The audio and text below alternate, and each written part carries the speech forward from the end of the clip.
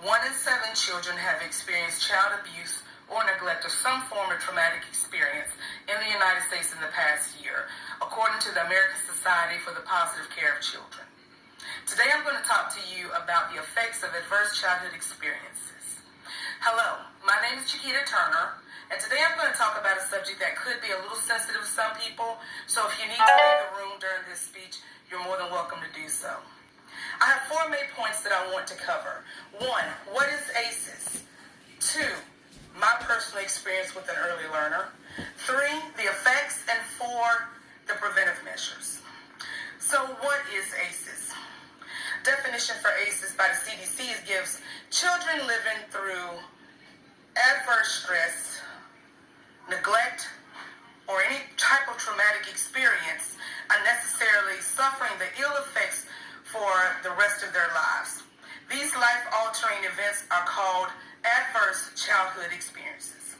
There are 10 titled experiences: mental, physical, sexual, verbal abuse, substance abuse, the death or suicide of a loved one, and incarceration or loss of a family member. Any of these things can cause an extreme traumatic experience in a young child. The experiences began childhood experiences began with the Kaiser Permanente, and the CDC developed a study in 1995 through 1997 where they found that a lot of people who had experienced one of those type of ACEs not only experienced it through childhood but into adulthood. Secondly, I'm going to tell you about a young child named Alexi. Alexi was 2 years old, and she was the child that was in my class when I went to my first job that I had mentioned in my my introductory speech. And Alexi was going through a form of ACEs. She had noticeable cigarette burn marks on her arms. I was new to this profession, and I really didn't know what to do. I was very concerned about this child. I spoke to my advisors, I spoke to my co-teacher, but unfortunately back in 1994, so they weren't really giving us very adept training about ACEs or child abuse or neglect.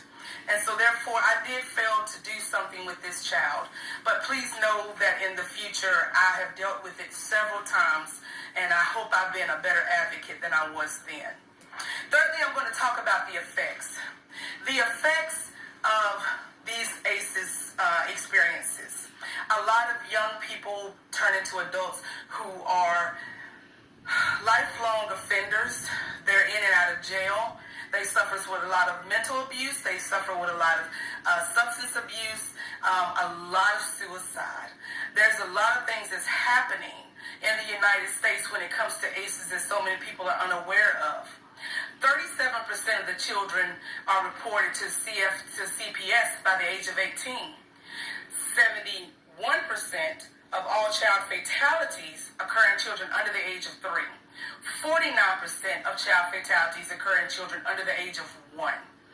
Something has to be done to help these children. So what do we do?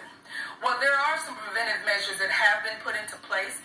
The state of Tennessee decided to start a program called Building Strong Brains Tennessee, and the governor's office also decided to approve a $1.25 million package over the years of 2017 and 2018 fiscal years that's going to allow 35 different funding programs and trainings throughout the state of Tennessee.